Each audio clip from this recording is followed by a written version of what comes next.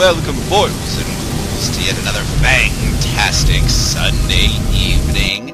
And of course, you know what that means. Yes, indeed, it's time for another edition of your least favorite program, Darkest Radio. Of course, I am your horrid host, Darkest Jack, and what a killer show we have for you this evening. Oh, it's packed with all kinds of tricks and treats for you.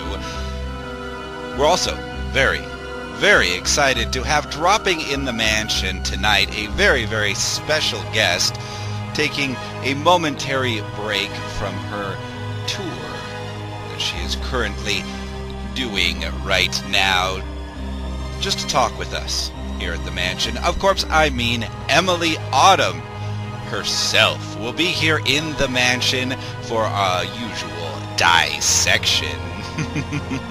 Oh yes, we'll get all the gory details on her this evening, as well as premiering a brand new song from her forthcoming album. Yes, indeed, so look forward to that. That'll start about 9:30. And of course, all the other music you know and loathe. And if you have any last requests, make sure you get them in as soon as inhumanly possible to our Facebook page. That is facebook.com/darkestradio. And now to get things started with a beat, as per usual, to get the corpses out of their graves and dancing around the cemetery, I think tonight's selection to get the skulls rolling, a little E-Nomine for you, and a little track called Minternacht. Welcome, boys and ghouls.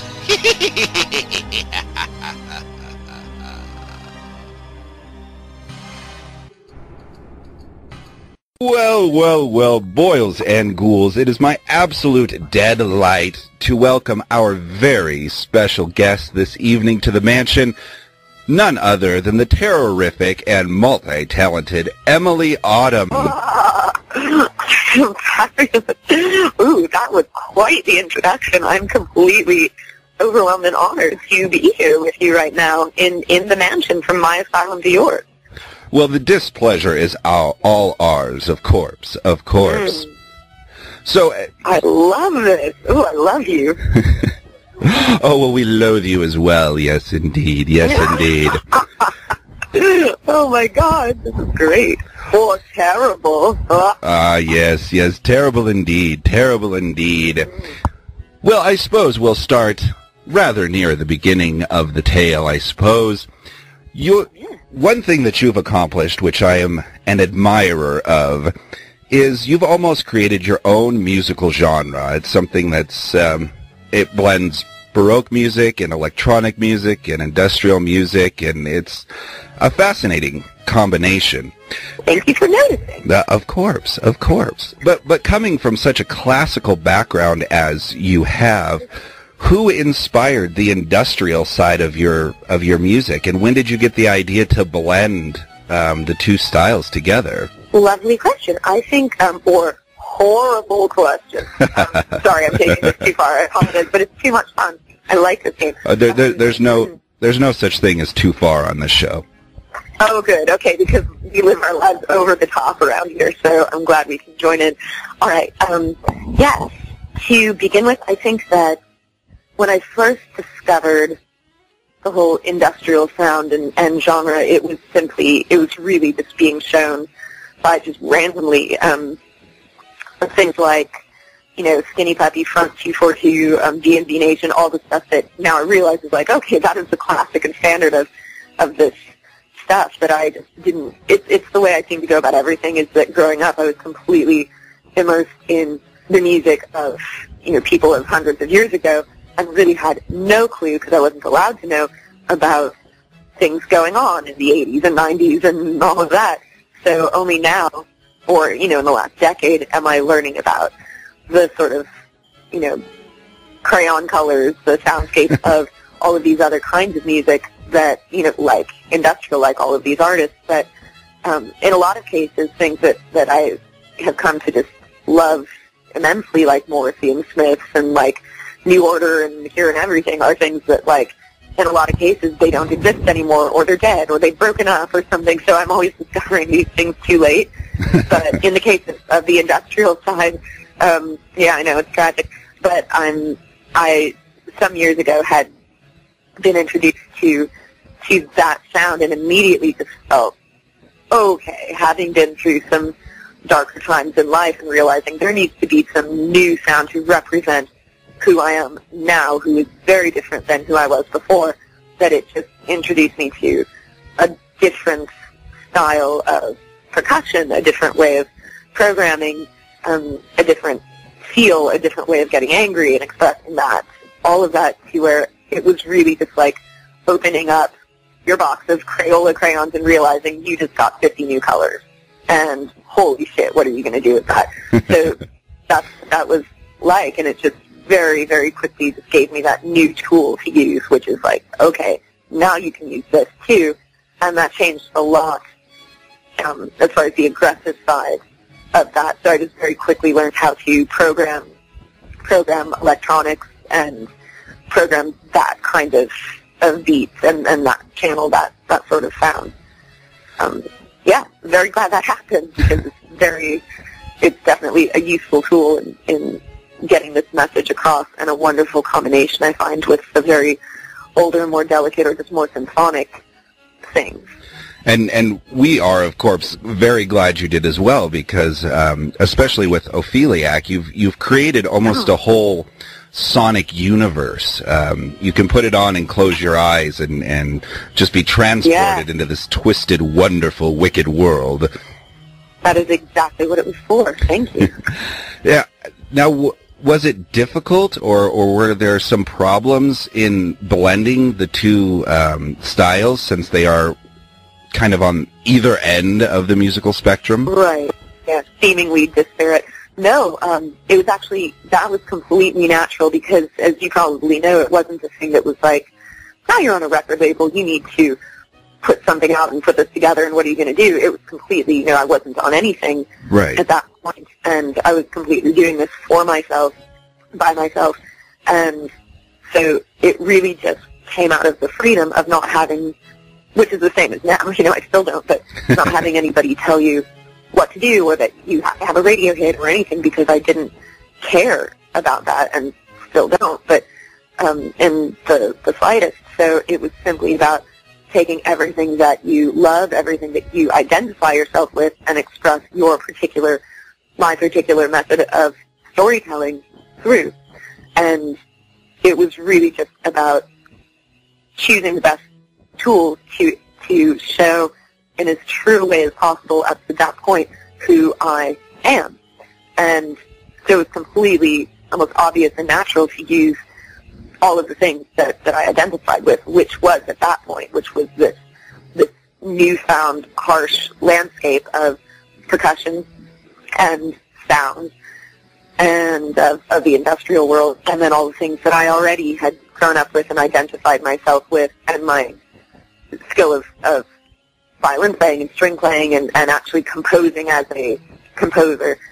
To be able to put all of this together was really just fuck everything. I'm going to use everything that I love, that I feel represents me, and if somebody likes it, lovely, and if they don't, well, I was going to do it anyway. So it was the easiest thing in the world to put together, because it was simply for all of those right reasons and nothing for the wrong ones. That's exactly what the freedom that you need to create. Too many limitations make too many problems, I suppose. Exactly. Yeah, and just create insincerity and things like that, which is, a whole other subject we could talk about for hours, and I would like to sometimes. Just the art and commerce thing, which is, money is very, very important in that it enables you to not work at McDonald's, and unless you want to, but it enables me to not have to do that, so that I can keep doing what it is that I'm doing, and so that I can afford to be completely independent financially and buy my own studio and be able to put this stage production on entirely on my own. But it's important in as far as that goes, but I think once you cross that line of it only being about that, as any even remotely major label is obviously, 1,000,000% all about that, then you really, I don't think, can have honest to God art going on at the same time, because they don't work in that way. The art has to always be at least the very most important thing, or else it just doesn't matter, and it's not going to last.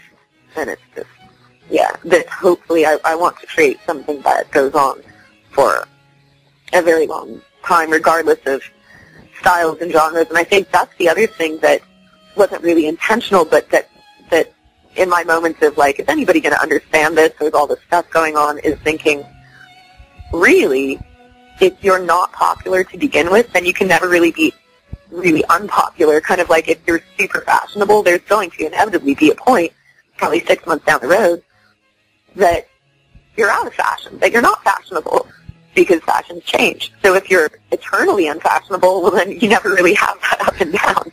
So that's the thing. Absolutely, well. Absolutely. You kind of don't have to play that game. I absolutely agree. Unless you're an amazing chameleon like David Bowie that can change with the decades.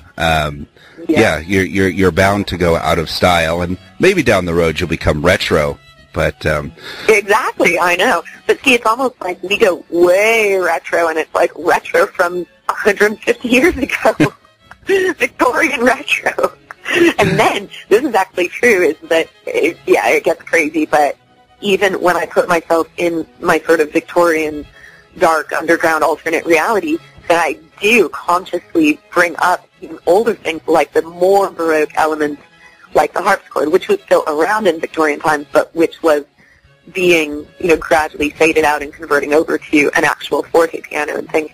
But in the Victorian way, that I am consciously going for retro Baroque, and that saying, okay, if I'm in the Victorian period right now in this particular moment, then retro to me would be like a Baroque harpsichord. So when I do the harpsichord business, which is like on every fucking song, then I am thinking of, this is the old school, this is retro for Victorian people. So in that way, like, it never really ends. Well, absolutely. And then you go and do a retro classic like Girls Just Want to Have Fun, and then you're getting you're getting retro from all ages, and it's fantastic. I know. It's like the infinity mirrors. Like, if you just put a mirror behind another, and then you just keep on going, and that's kind of how that is. And I think that's what makes it come full circle, which is my whole obsession with history in general, is that it's never gone. We learn how we're going to go tomorrow by where we were in the past. The further back you look, the further forward you can see all that stuff that we really already know, but don't maybe fully realize. Absolutely. And so that's a large part of what that obsession is about, and what you just said about you have retro from that time, and then you have retro from this time, and then you get that futuristic element of the more industrial side of things, and how that's going on. And there's never, now I'm making drum kits out of live ultrasounds and things, because there's no end to what you can do and what you can make music out of. So it's pretty amazing, and it is definitely an example of the full circleness of how what is old will always become new and so forth. But also the beautiful thought of, like, nothing is ever really wasted and nothing is ever really gone, which I know in your genre of show, of way of life, of all of that, is something that we very much both identify with. Absolutely. It's kind of all times at once are ours to play with, and it's a bit of a time-traveling mindset thing that I really enjoy. Well, you definitely hit the coffin nail on the head with that one. I definitely agree with that.